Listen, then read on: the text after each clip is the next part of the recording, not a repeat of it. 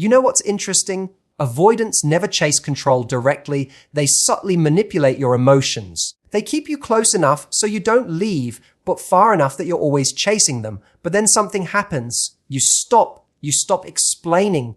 You stop texting. You stop showing up for a connection they never truly committed to. And that, right there, is when the avoidant starts to panic. Not because they miss you in the way you deserved to be missed, but because they just lost their power.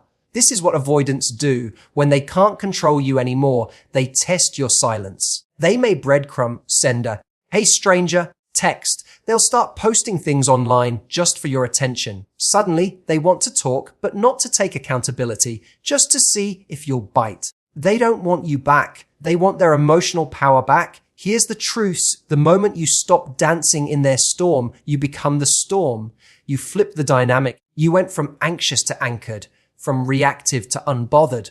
And nothing confuses an avoidant more than your peace, because they built the connection around your pain. But now you've made a choice. You're no longer controlled by someone who only loved you when it was convenient. You've reclaimed your dignity.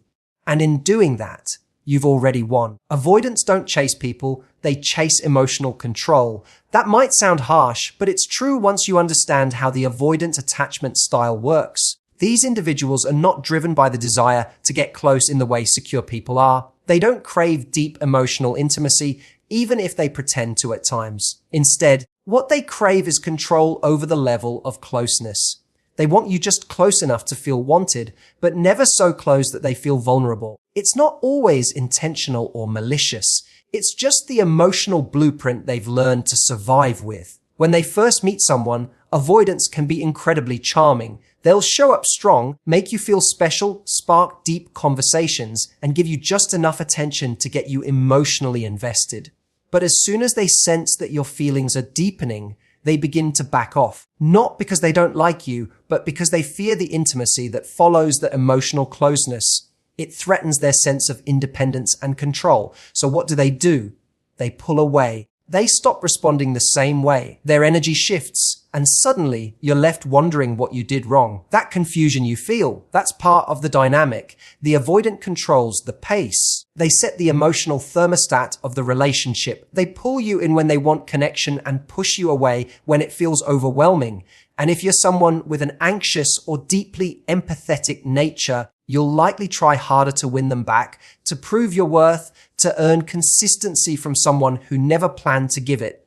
That's when the power dynamic kicks in. You get stuck in a cycle where they regulate your access to love and affection, and you keep trying to fix it, trying to fix them. But that's not connection. That's control. The avoidant gets their validation not from offering love, but from watching your reaction, your confusion, your pain, your need for clarity. It all feeds their sense of power. Because in that moment, they don't have to open up. They don't have to be vulnerable. They don't have to take emotional risks. They simply have to exist while you do the work to maintain the bond. That's the power imbalance. They feel safe while you feel uncertain. And the more you lean in, the more they pull away, creating a tension that keeps you emotionally hooked. It's a form of emotional control disguised as independence. This is why avoidants don't necessarily chase the person. They chase the ability to regulate how much connection they allow, how much vulnerability they share, and how emotionally safe they feel. When you're under their influence, it's not about how much they love you. It's about how well they can keep you close without letting you in. They want the benefits of being wanted without the responsibilities of emotional intimacy. And as long as they can keep that balance, they feel in control. When you stop reacting, they lose their grip. Avoidants operate in a space where they feel most powerful when you're emotionally triggered. Your reactions, your texts, your calls, your emotional responses are proof that they still have a certain hold on you. They don't need to be close. They just need to know that you're still emotionally available. As long as you're chasing them, questioning them, trying to fix things or get clarity, they remain in control. But the moment you stop reacting, when you go silent, calm, detached, that's when the entire dynamic shifts. That's when the power balance they've relied on starts to crack. Avoidants aren't necessarily cruel people. They often act from a place of fear of intimacy, fear of vulnerability, fear of losing their independence. But they're also deeply skilled at managing emotional distance. They know how to say just enough to keep you holding on, even while they're not giving you what you truly need. And they rely on your emotional investment to keep that cycle going. So when you respond emotionally, when you cry, when you ask why, when you plead or even get angry, it reassures them that they still matter to you. Your reaction becomes their proof of relevance. Even your pain in their world equals connection. That's why your silence is so powerful. When you stop reacting, you're no longer playing the role they've unconsciously assigned you, the one who overfunctions emotionally. You're no longer filling in the blanks they left empty. You're no longer participating in the back and forth that kept them feeling secure in their emotional distance. And that's not just confusing for them, it's terrifying. It forces them to face the very feelings they've been trying to avoid, because now you're not demanding closeness or connection, you're just gone. Not physically, maybe, but emotionally. And to the avoidant, that feels like losing their anchor. They don't understand this kind of silence. Avoidants are used to people chasing after them, trying to prove their worth. But when you withdraw with dignity, when your absence speaks louder than any angry text ever could, they feel a different kind of discomfort, one they can't control, one they can't explain, one they can't soothe through surface-level communication. It challenges the very structure of how they navigate relationships. Because now, they're not the ones pulling away. You are. You've taken back the power they never expected to lose, and the quiet strength in your detachment becomes louder than anything you ever said in words. Your lack of reaction forces them into a space they avoid at all costs reflection. Now they have to think. They have to question. They have to wonder. Why did they stop? Did I push too far? Are they really gone? These questions echo louder than your pleas ever did, and in many cases, it's the only thing that ever truly wakes them up, not because they suddenly become emotionally available, but because they're shaken by the loss of control. That's what breaks their grip. Not your tears, not your arguments, not your explanations, your calm, your distance, your silence. They may try to reconnect, not for love, but to regain control. After you stop reacting and begin to detach emotionally, the avoidant starts to notice your absence in a way they didn't expect. It's not your love they miss at first. It's the sense of power they held over your emotions. They begin to realize that their usual tactics no longer work. You're not chasing. You're not reaching out. You're not playing the emotional tug of war anymore. That's when they start testing the waters again, not with full vulnerability, but with calculated moves that help them feel back in control. This is when you might receive a random text like, "Hey," or "Hope you're doing okay." It seems casual, almost innocent, but it's strategic. It's not a message meant to rebuild something real. It's meant to see if they still matter to you. They're not checking in because they're ready to meet your emotional needs. They're checking in because they need reassurance that they haven't lost all access to you.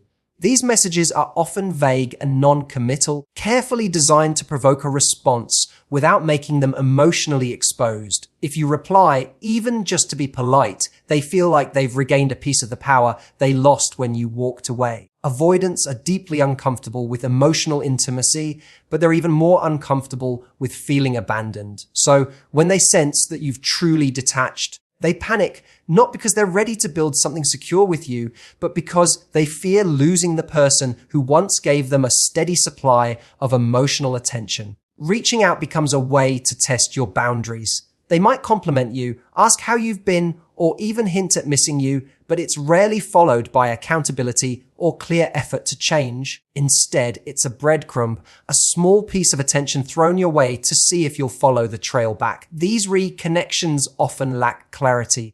They'll say things that make you question their intentions, such as, "I've been thinking about you," or "You crossed my mind the other day." But when you try to dig deeper or ask what they actually want, they might deflect or change the subject. That's because they're not ready for real closeness. They're reaching out not to rebuild the relationship, but to soothe the fear of losing control over someone who once cared deeply for them. It's more about settling their anxiety than resolving the past. What's most important to understand is their attempt to reconnect is often not a sign of emotional growth. It's a reflex to your emotional withdrawal. It's an attempt to re-establish the emotional dynamic where they felt in charge and you were always available. If you respond the way you used to, by giving too much, they'll slip right back into their old behavior. But if you remain grounded and aware, you'll see their reach out for what it is. Not love, but control masters care. Your peace confuses them because it breaks the dynamic they depended on. For avoidants, relationships are often built on a silent expectation. They lead, they set the pace, and you adapt. They're used to being the emotionally unavailable one, while the other person compensates by being more available, more forgiving, more emotionally invested. It's a pattern where they pull away and you come closer. They stay distant and you try harder. This emotional dance creates a dynamic that over time makes the avoidant feel safe and in control. But the moment you stop participating in that pattern, when you stop over-explaining, over-giving, over-functioning, they don't know how to respond. Your peace becomes disorienting. To someone with an avoidant attachment style, emotional calmness can be interpreted as disconnection. They've come to expect high emotion as a sign that someone cares. When you were anxious, expressive, or even angry, it reassured them that you were still engaged. Your emotional reactions gave them proof that they still mattered, even if they weren't showing up for you fully. But now, you're no longer explaining your worth. You're no longer waiting for a response. You're not seeking validation. And that level of peace, of being centered and emotionally detached, throws them off completely. Avoidants often interpret your silence or inner calm as coldness. They may even label you as selfish or changed, not realizing that you haven't changed. You've healed. They were comfortable with your emotional availability, even if they never fully met you there. But now, your stillness exposes their emotional gaps. The power dynamic they relied on is broken. You're no longer chasing. You're no longer reacting. You're not trying to fix or decode them. And that unsettles them more than any argument ever could. Peace feels foreign to an avoidant. Many have built emotional walls for so long that chaos feels more familiar than connection. When things are calm, they don't know what to do with it. They might try to stir things up again just to recreate the emotional tension they're used to. They might test you, withdraw again, or throw subtle emotional bait to pull you back into the dynamic. But your peace, when it's real, doesn't flinch. It doesn't need to react. And that's the part they don't know how to control. They've counted on your emotional availability for so long that they never considered what would happen if you simply stopped offering it. They expected your heart to be open forever. They assumed your love would always be loud, always be forgiving, always be willing to try again. But now it's quiet, now it's calm, and that calmness feels like distance, like rejection, like the end. But it's not bitterness, it's not punishment, it's simply self-respect. You're no longer driven by the need to fix or prove anything. And for the avoidant, that kind of energy is unfamiliar, unreadable. Your peace is not just your healing, it's the evidence that they no longer have emotional power over you. And to someone who was addicted to that power, nothing is more confusing or threatening than your quiet detachment. Walking away with dignity is your greatest power. In a dynamic with an avoidant, you may have spent a long time feeling like your love was being measured, tested, or withheld. You gave more than you received. You explained your feelings, justified your reactions, and tried to create a safe emotional space for both of you, only to be met with silence, confusion, or cold distance. It's exhausting trying to hold a connection together with someone who fears emotional intimacy but craves emotional control. But at some point, something shifts inside you. You stop needing closure from them. You stop needing their understanding. You realize that the most powerful thing you can do isn't to beg, cry, or explain. It's to leave with your self-respect intact. Avoidants are used to people leaving emotionally, but not physically. They expect you to stick around even when they're inconsistent. When you walk away in silence, without drama, without trying to be understood one last time, it breaks their expectations. They don't know what to do with someone who doesn't chase. Your calm exit removes the fuel they're used to, a partner who reacts. When you leave with dignity, you're not just walking away from them, you're walking back toward yourself. You're choosing your peace over their confusion, your worth over their avoidance. There's a misconception that walking away is about showing them what they lost.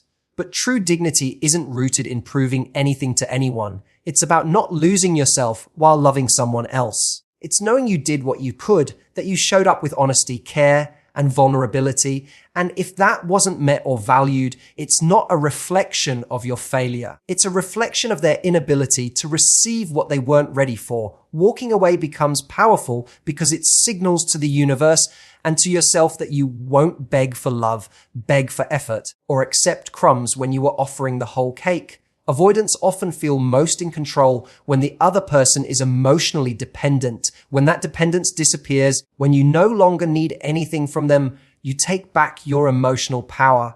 And that power doesn't come from silence alone. It comes from clarity. You're clear on your boundaries now. You're clear on what you won't tolerate. You're clear on what real connection feels like. And this wasn't it. That clarity is what makes your departure different from all the times you walked away before but looked back.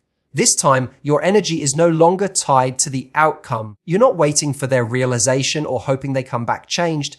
You walking away in dignity is not about ending a relationship. It's about ending a cycle. A cycle of being emotionally available to someone who wasn't emotionally present. And when you break that cycle without yelling, without proving, without pleading, it's not just strong, it's transformative. It becomes the moment where you choose healing over chaos, self-respect over confusion, and peace over patterns. So if you've ever wondered what avoidants do,